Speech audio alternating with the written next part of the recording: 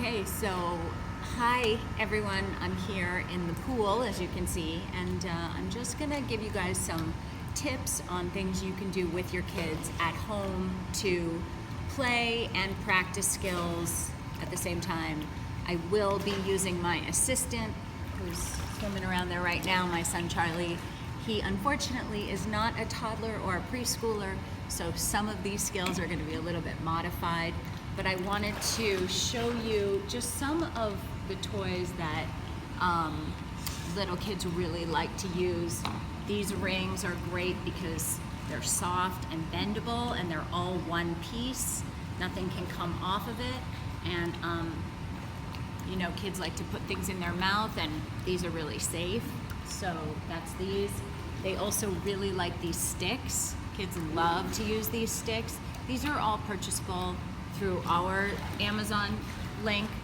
And then I have these fish because it's really fun to put fish down on the steps and kind of make like a mini aquarium and get kids to pick up fish and blow bubbles. So I'll show you how to use those. And then these, which are just like any, I'm sure you may even have them at home already for the bath.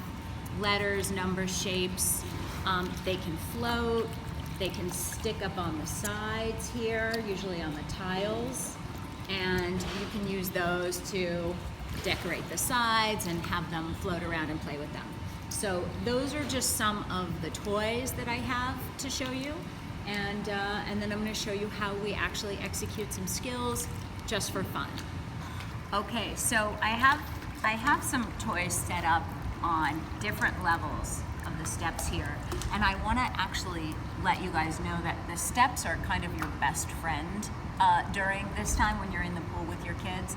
If there's steps that are shallow enough for them to sit on or stand on independently, definitely encourage that. Give them the opportunity to work their way around the steps autonomously and just make sure that they're safe.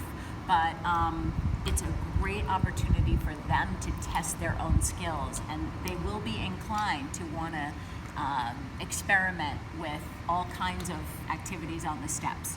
So the way I've set it up here, I have toys on the very top step that are going to be obviously really easy for them to access, and the goal would be to encourage them to blow bubbles, to pick something up. If they don't stress about it, but again, it's just try to make it a game. So we have some fish on the very top step, really easy to get. Then we have some stuff on the second step that is going to be a little more challenging, but you want to just make it only slightly more challenging. If they're reaching down and they can't quite get it, help them out, because you don't want them to get too discouraged. And then obviously, if they've achieved that and they're putting their face in the water, you can bring them down to this step and with them, help them go under and pick up toys. The goal is always, though, to blow bubbles at the same time that they're picking up a toy. So it would be reach, blow, and pick up, okay? And if they're going all the way under, then it's face in, reaching down, blowing bubbles, and coming up. And that is the skill you just kind of want to practice over and over.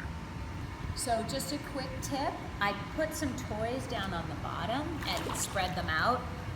And I do that a lot with little kids to help them focus on looking down at the bottom. Because unless you put something down there, it's a blank space and there's nothing to look at, nothing for them to focus on, which means they're probably going to want to look up. But if you make it fun down there while they're gliding forward, it'll be easier for them to get in proper position and look down.